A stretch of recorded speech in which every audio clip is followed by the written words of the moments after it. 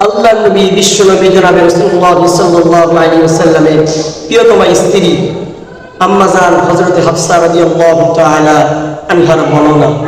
নাসাই শরীফের হাদিস নাম্বার 2416 নম্বর হাদিস।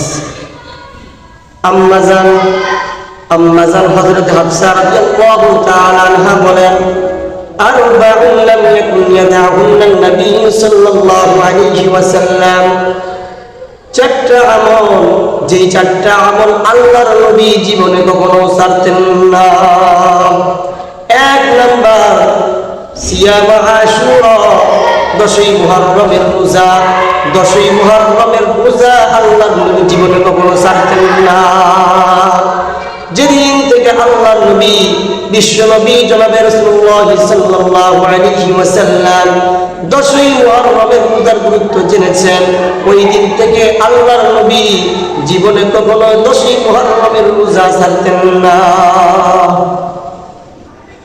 2 নাম্বার ওয়াল আশরা, জিলহজ মাসের প্রথম 10 দিনের রোজা।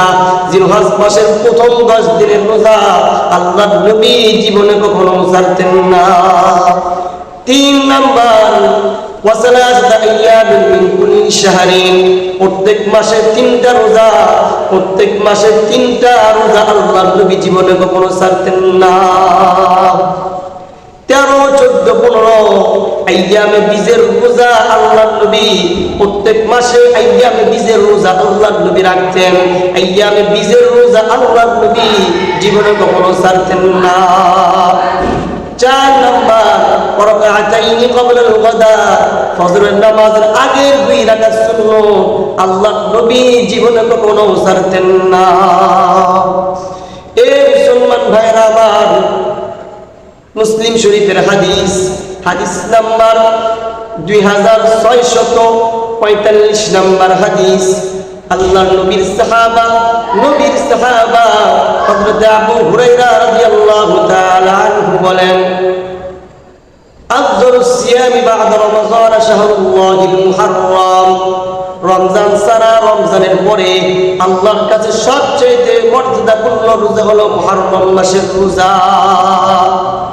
وأفضل الصلاة بعد الفريضة صلاة الليل, ফরজ নামাজ ছাড়া আল্লাহর কাছে সবচেয়ে গুরুত্বপূর্ণ ফজিলতের নামাজ হলো সালাতুল লাইল, রাতের বেলায় তাহাজ্জুদের নামাজ। নবীর সাহাবা হযরত আবু কাতাদা রাদিয়াল্লাহু তাআলা আনহুর বর্ণনা, আল্লাহর নবী বিশ্ব নবী জনাবে রাসূলুল্লাহ সাল্লাল্লাহু আলাইহি ওয়াসাল্লাম বলেন, সিয়ামু ইয়াউমি আশুরা আহতাসিবু আলাল্লাহি আন ইউকাফিরা সানাতাল্লাতী ক্বাবলা বা'দা, 10ই মুহররমের রোজা কেউ যদি রাখে, আমি নবীর আশা তার আগের 1 বছরের গুনাহ আল্লাহ মাফ করে দেয়। আল্লাহর নবী বললেন, 10ই মুহররমের রোজা কেউ যদি রাখে, আল্লাহর কোন বান্দা যদি রাখে 10ই মুহররমের রোজা, তো আমি নবীর আশা আর আল্লাহ রাব্বুল আলামিন ওই ব্যক্তির 1 বছরের গুনাহ আল্লাহ মাফ করে দেয়।